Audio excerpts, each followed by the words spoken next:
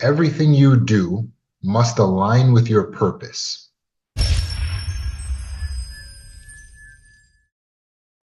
There was a man who learned about how to obtain inner peace by consulting a wise man, but it was a rocky journey. In fact, quite literally, because the wise man lived at the top of a mountain in the country where he resided. So, in order to get to the wise man to get this wisdom and information, he would have to literally climb a mountain.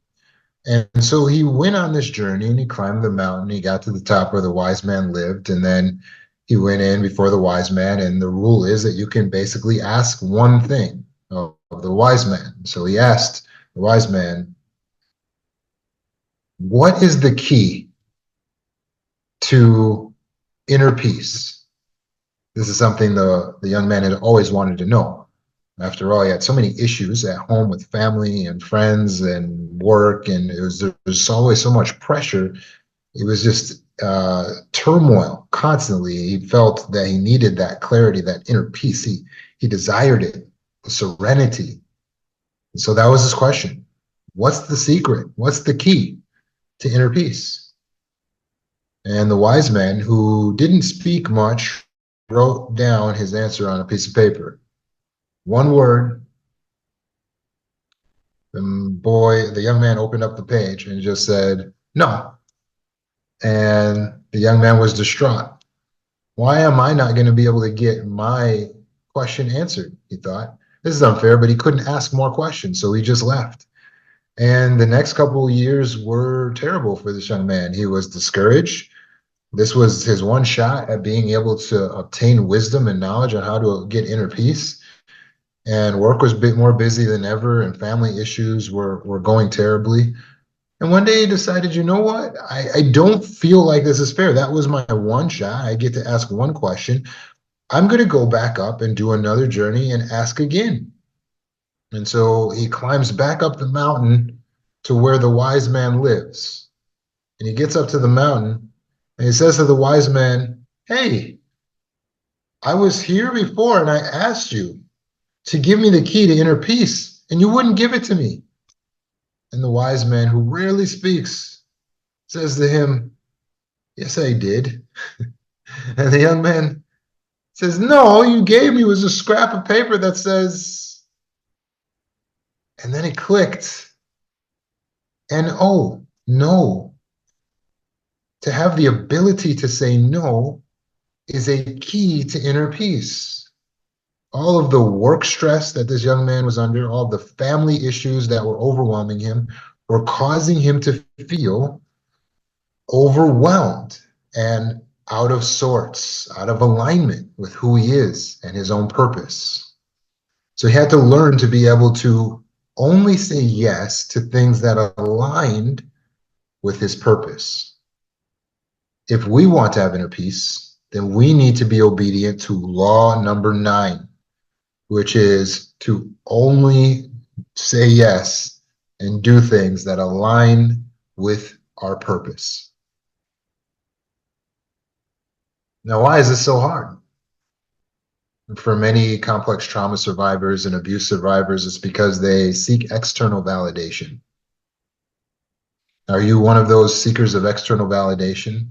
See, persons who haven't developed a good, strong core sense of self find themselves looking for their sense of self from the outside. They're looking for who they are from the outside, how they should feel from the outside, for their sense of self-worth from the outside. They're looking at other people to tell them what they should do, where they should go, what they should accomplish, what's important, to tell them that they are important. They are looking to the outside for love, for belonging. They're looking to the outside for connection. And these things aren't evil in themselves. But what happens when we have too much focus on the outside and we're actually seeking our worth and our validation from others is that we lose our internal focus. And that means that we lose our internal sense of stability and control, and we give up our own authority. That's right. You as a being have authority, and you are not supposed to be deferring all of your authority all the time to everyone else as to what you should do, where you should go, how you should feel, and if you're important and what is important. Letting others control you will take you away from inner peace and bring you out of alignment with your purpose. Do you let other people control you? If we had narcissistic parents, this may have been the only way that we could survive our childhood. We had to let them decide where we went, what we did. There were strict rules, and you weren't even really able to think or have feelings or an opinion that was different than your narcissistic parents.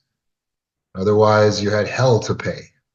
And so you may have learned to play small and to ignore your feelings and to just do whatever you had to do to please everyone else. You may have become hyper vigilant, trying to figure out how mom feels, how dad feels. You could tell by the way the car pulled into the driveway if your dad was in a bad mood.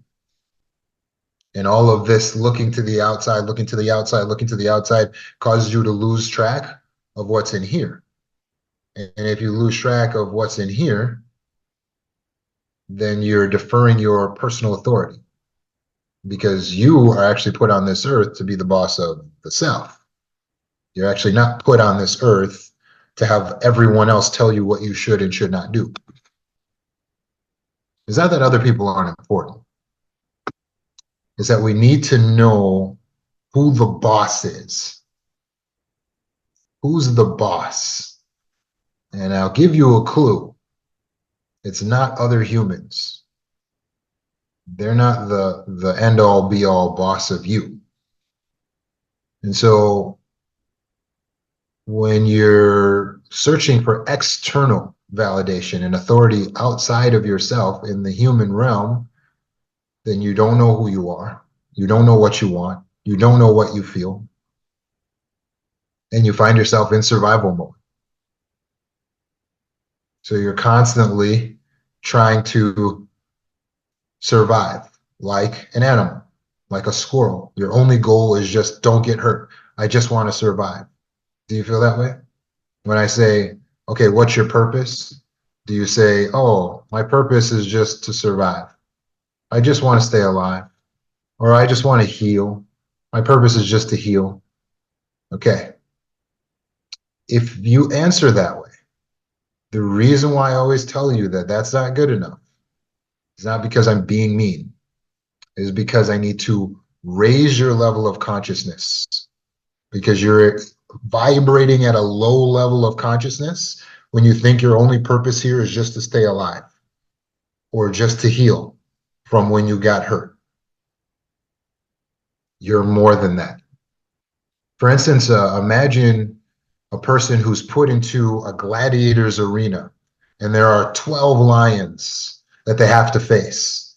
And there are two ways that they can survive this gladiator expedition or exhibition. They can A, take their sword and shield and defeat all of these lions, killing them, or B, they can reach the other end of the arena where the lions are protecting a flag, and if they get the flag, then they will be able to be named the victors, and they will be brought out of the arena as victorious.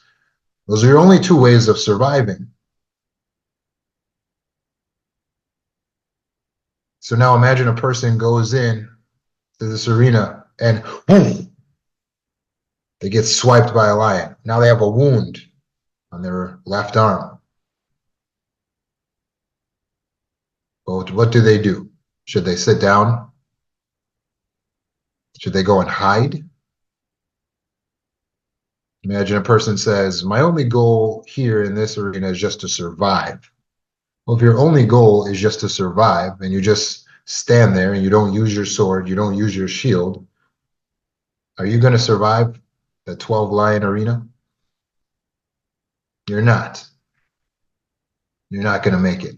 And if you're wounded, if you say, well, my goal is just to heal, that's not going to be the time and it's not going to be the place for you to heal properly.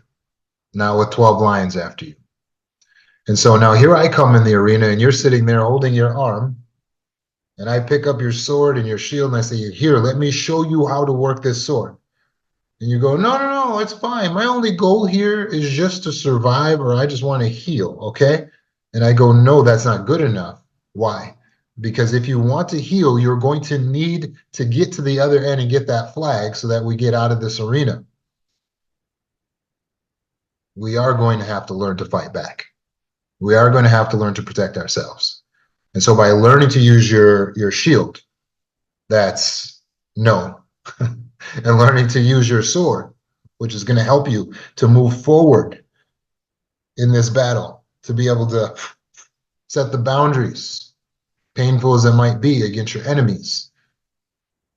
Then we can actually get to the other side. We can obtain our goal, which is represented by the flag. This flag represents purpose. By pursuing purpose, by getting to the flag, that is the fastest way out of this arena. And that's how life works, because we are in an arena of enemies.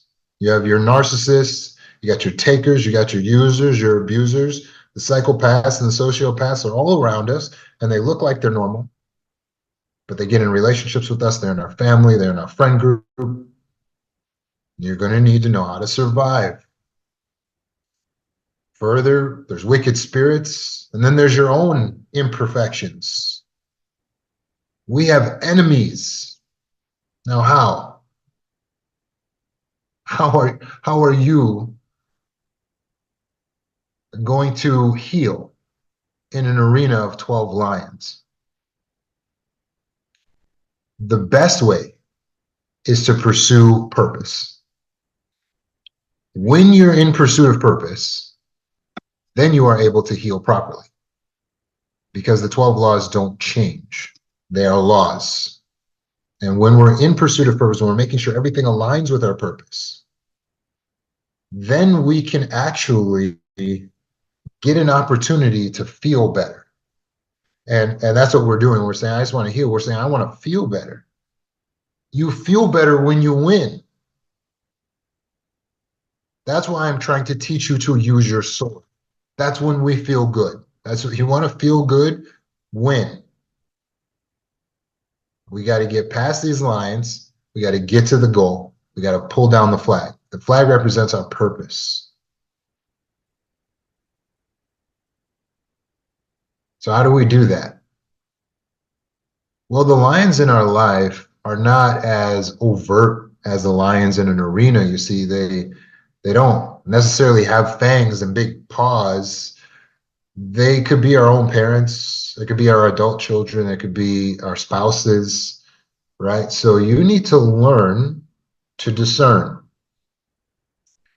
because not everyone that asks you for your help aligns with your purpose. Again, this is really important.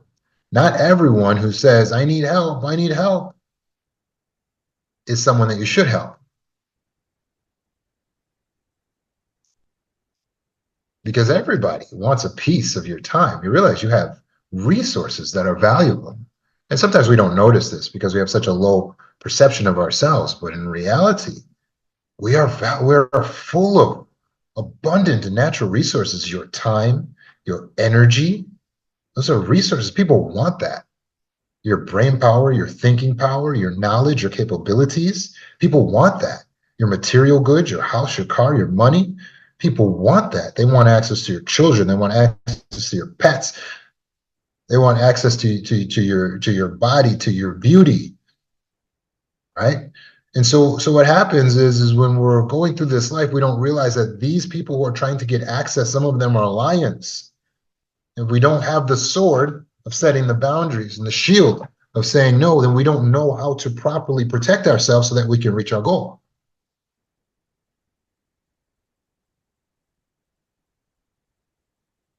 Is this making sense? So we actually cannot help everyone who calls us and asks us for help. Did you know that? Does that make me a bad person? Did you know Jesus, who is famous for helping people, We're talking about the person who turned a few loaves of bread into enough to feed thousands, along with fish. He's just multiplying food. Okay. This is a helpful person. Okay. He's curing the sick. He's raising the dead, right? Did you know that when some people came to him and asked him for help, sometimes he would say no? True story. It's recorded multiple times. He would just turn people down and be like, no. So how, if he's able to do all this stuff and he's helping so many people, why is he turning some people down? Well, simple. He would look at what aligned with his purpose and he would choose that way. So when a person came and asked him to do something that would not align with his purpose, he would say no. And he would refuse to help them. Let me give that to you again. There were certain people who came to Jesus and asked for help, and he would say no, even though he's there to help people, because not everyone was asking for something that would align with his purpose. He would say no to some. And in some cases, after further consideration and further pleading on their part, he would examine the situation and he would bend. He was reasonable. He would say, okay, maybe I'll help you out. Maybe in some case you're demonstrating a lot of faith and I can see how that would align with my purpose now. But in other cases, he just walked away and said, no, I'm not helping you. And he would not help the person. Isn't that interesting? Now we look at ourselves. Are you living a purpose-driven life?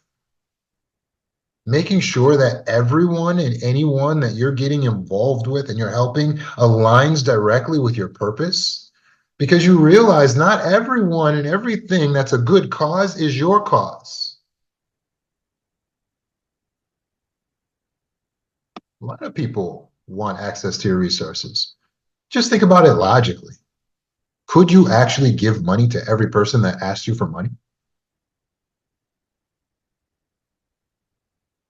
Just logically speaking, that's not actually possible, is it? You'd be broke. So what do you have to say? You have to say no. Why? Well, because then if you try to help everyone, then you won't have enough money. And then if you don't have enough money, then you can't help yourself and you can't help your family, who is your responsibility. You see how that works? So I can actually be more helpful by saying no to some. It's conservation of resources. I'm actually more effective, more helpful if I say no to some. If they ask me for something that doesn't align with my purpose, the answer then should be no, right? So let's use myself as an example. If my goal is to help trauma survivors, right? If let's say the Special Olympics gives me a call and says, "Hey, can you come volunteer?" That's a good cause. I mean, that is a really good cause. I would be tempted. I would want to. It speaks to my soul. I think, oh man, that's really something that's really special. But you know what?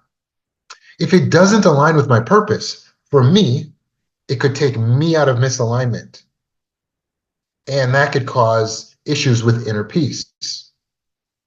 Now, it doesn't mean at times we can't be reasonable and make exceptions. But we must learn that it's not always yes when someone presents what seems to be a good cause to you. This is so important. If you don't remember anything else from this talk, remember this. It is not always yes. Sometimes the answer is no. No, it's a good I understand what you're asking me, but in this case, I'm going to have to pass. I'm being able to help you. Really? We're not supposed to help everyone that asks us for help? No. We need to get really specific with what really aligns and what doesn't align, right? And you want to make sure everything you do aligns with your goals and your purpose. So when you wake up in the morning, you know that every little decision aligns, right? So what are your goals? Write down exactly what it is you're hoping to accomplish. You can start with something big and overarching. Like I want to bring praise and glory to God, right? You can put something big like that at the top. But you got to get specific. Like what are your ministry goals, right? So you know what you're actually trying to accomplish in the next 3 to 600 days. Or you could say, you know, I really want to start a nonprofit that's going to help pregnant women. Okay, great. But again, be specific about what it is you're trying to accomplish. It's okay if you have to make some changes and evolve it over time, but you need to have a direction that you're going in. Now you can think properly. This is so important because when you know your purpose, then you know the answer to the questions. When you don't know your purpose, you don't know your direction, so you can't answer questions. You don't know what you should do and what you should not do if you don't know your purpose. Does that make sense? Like, should I have children? Should I get married? The answer is not the same for everyone. I need to know what my purpose is. If my purpose is to become a nun, then I should not have children or get married. Does that make sense? It's not a simple yes or no for everything and for everyone. In every situation, it's going to be different for different people. And so when you understand what your purpose is, now you can make sure every little decision, when you wake up in the morning, you're brushing your teeth. Why are you brushing your teeth? You need to know why it aligns with your purpose. Don't just do it because your mom told you to do it. No, no more of this. Know why. Why do you brush your teeth in the morning? Because that will help you to preserve the teeth, which will help you to look better and feel better so that you are more able to do your purpose, which is your ministry or your nonprofit that you're building. Does that make sense? Everything must align. Why am I eating nutritious? This is to build up my body so that I'm able to be there for my purpose that aligns. Why am I going to exercise? Build up my body to be there so that I can fulfill my purpose. Why am I meditating? So that my mental health is good, so that I'm aligned for my purpose. Why am I edifying the mind, taking in positive information? Why? Because it's going to build up my mind, allow me to think positively, to move forward.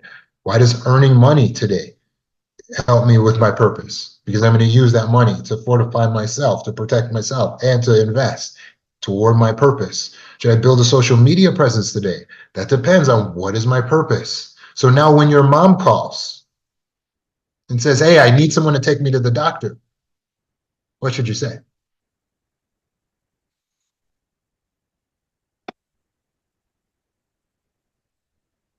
Oh, wait.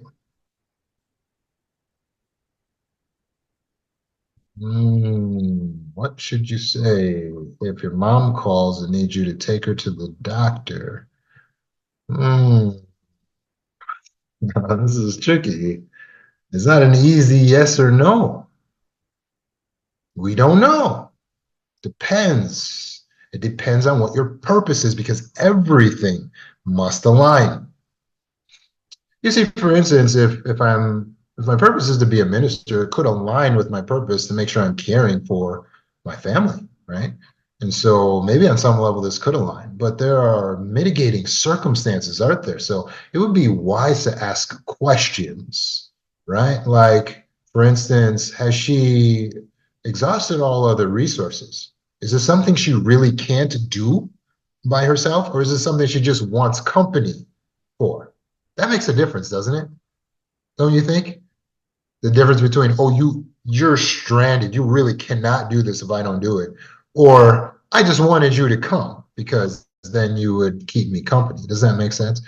Is this a mother who's supportive of my goals, or is this a mother who tears me down away from my purpose? Is she toxic? Is she bad for my mental health? Don't you think those questions matter?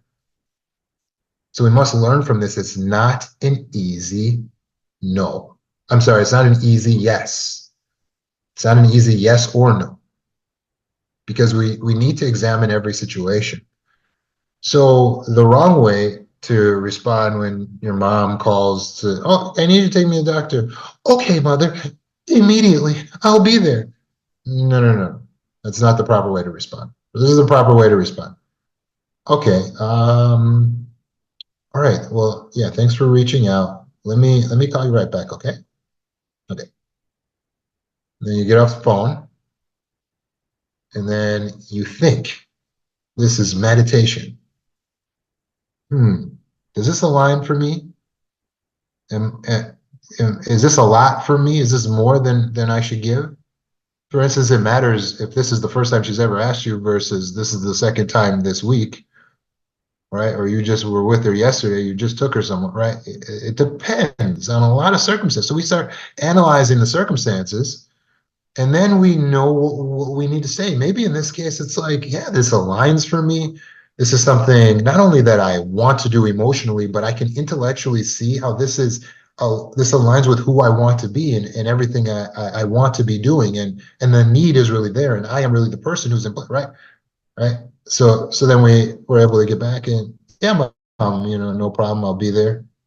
But if we see it in another way, there's other things we may need to call back and say, hey, did you try asking my brother? What about this? Is your car working? Are you feeling okay driving? What's the problem? You know what I'm saying? There's other things, mitigating circumstances. What if your adult child wants to move back home? Your adult child, you love them so much, you miss them so much, right? They want to move home. What's the answer?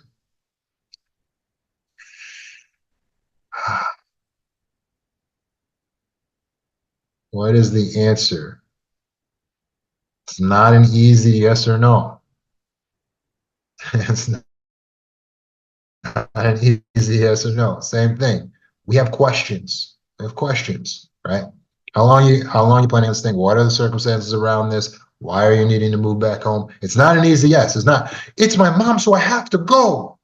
No, no. You do that, you will not have inner peace. If that's your way, when you don't have boundaries around these people, you will not have inner peace. You also, by the way, not be respected and not be appreciated, by the way. So we need to let that childish way of looking at these relationships go. Like some person just wrote, "What if your mom is all you have?" That's not aligned with purpose, ma'am or sir. That's not aligned with purpose. Your mother is not all you have. That's being out of alignment with purpose. Same thing with your kid. My kid is all I have in the world. No, no, you've ignored yourself, you've ignored your God, you've ignored your purpose. Right? It's you have more than just this person. So your purpose in life is not just to please the people around you. That's not your purpose. I gotta be the best mom for these kids. No, you need to you need to raise your children because that's your responsibility. When you have children, it's your responsibility to raise them and care for them. Okay. But once they're not children anymore, now you need to continue to transition that space into other things. But even while you're raising them, you still should have other purpose in your life. Still need more purpose than just, I have kids and that defines me. This is real. And we need to individuate from the parents. We got to stop with I'm a part of this family. This family is everything. Whoa, whoa, no. Two young people or two teenagers mated with each other, and then they produced babies. That does not make them now the gods of this nation. That's not what they are. They're your parents. You give them respect, but you move on. You grow up, you move on, and you move out. Why? Because you need your own purpose in life. You have to individuate. You have to individuate. It's not the important thing is not where you live. The important thing is what you are doing with your time, your energy, and your resources. They are not to be dominated by another person. It is your job to learn what that young man learned when he climbed to the top of the mountain. Only the second time to realize the importance of what was written on his piece of paper. N-O. No. He had to have the ability to say no.